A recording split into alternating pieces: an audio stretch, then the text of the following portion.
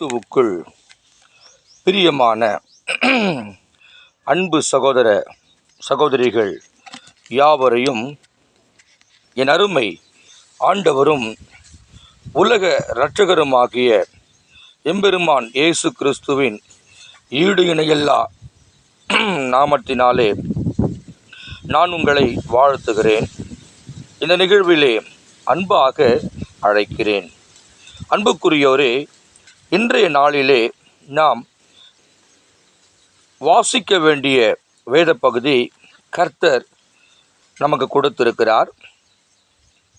எபிரேயர் 13ஆம் அதிகாரத்திலே 5ஆம் வசனம் 6ஆம் வசனத்தை வாசிப்போம். முதலாவது 6ஆம் வசனத்தை நான் வாசிக்கிறேன். அதனாலே நாம் தைரியம் கொண்டு, கர்த்தர் எனக்கு சகாயர், நான் பயப்படேன், மனுஷன் எனக்கு என்ன செய்வான் என்று சொல்லலாமே. எதினாலே என்று ஒரு கேள்வி அங்கே எழும்புகிறது அல்லவா? அதற்கு முன்பதாக 5ஆம் வசனத்தை நாம் வாசிக்க கேட்போம். நீங்கள் பண ஆசை இல்லாதவர்களாய் நடந்து உங்களுக்கு இருக்கிறவைகள் போதும் என்று எண்ணுங்கள்.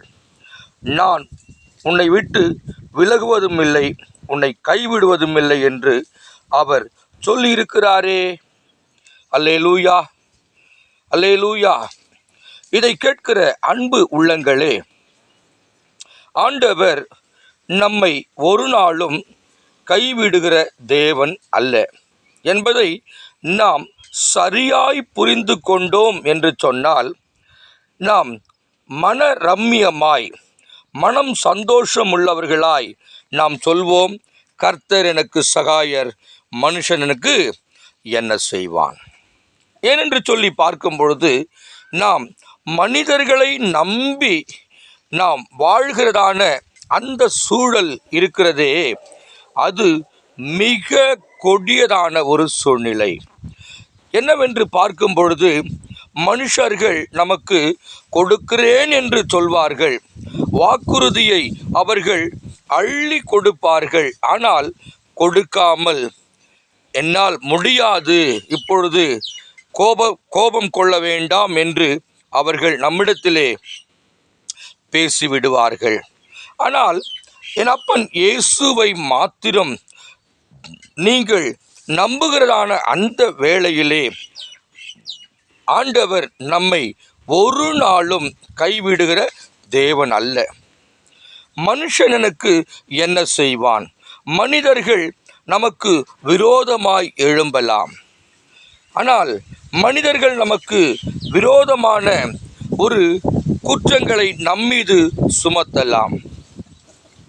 எப்படியாவது இவர்களை நாம் வீழ்த்திவிட வேண்டும் என்ற ஒரு கருத்தோடு அவர்கள் நமக்கு எதிராய் செயல்பட்டாலும், 5ஆம் வசனத்திலே சொல்லியிருக்கிறார், நான் உன்னை விட்டு விலகுவதில்லை. 6ஆம் வசனத்திலே சொல்லியிருக்கிறார், கர்த்தர் எனக்கு சகாயர், மனுஷனுக்கு என்ன செய்வான். நான் உனக்கு சகாயராயிருக்கிறேன். நான் உன்னை மீட்டுக் கொள்கிற தேவன். நான் உங்களை பலப்படுத்துகிறவர், உங்களுக்கு சகாயம் செய்கிறவர். அவருடைய நீதியின் வலது கரத்தினாலே அவர் நம்மை தாங்குகிறவர். எனக்கு அருமையான தேவனுடைய ஜனங்களே, இது கடைசி காலம்.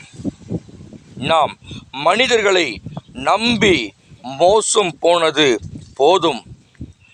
இதோடு நாம் மற்றவர்களை நம்புகிறதை நாம் விட்டுவிட்டோம் என்று சொன்னால், நிச்சயமாகவே ஆண்டவர் சொல்லியிருக்கிறார், நான் உன்னை விட்டு விலகுவதில்லை. அல்லேலூயா. எவ்வளவு ஒரு அருமையான தேவன் பாருங்களேன். நம்மீது ஒரு கரிசனை உள்ள ஒரு ஆண்டவர், நம்மீது ஒரு தாகமுள்ள ஒரு ஆண்டவர், நம்முடைய குடும்பத்தின் மீது அவர் அக்கறை உள்ள தேவன். நம்முடைய சபையின் மீது அவர் அக்கறை செலுத்துகிறவர். விசுவாசிகளின் மீது அவர் அக்கறை செலுத்துகிறவர். உங்களுடைய தேவைகளின் அந்த நேரத்திலே உங்களுக்கு அவர் உதவி செய்கிற கர்த்தராயிருக்கிறார். நீங்கள் ஆண்டவரை மாத்திரம் பிடித்து கொள்ளுங்கள். கர்த்தர் உங்களை ஆசீர்வதிப்பாராக. நாம் ஜெபிக்கலாம். பரலோக பிதாவே, இந்த வார்த்தைகளை கேட்ட ஒவ்வொருவரையும் கர்த்தர் ஆசீர்வதிப்பீராக. இயேசுவின் நாமத்தில் பிதாவே. ஆமேன், ஆமேன்.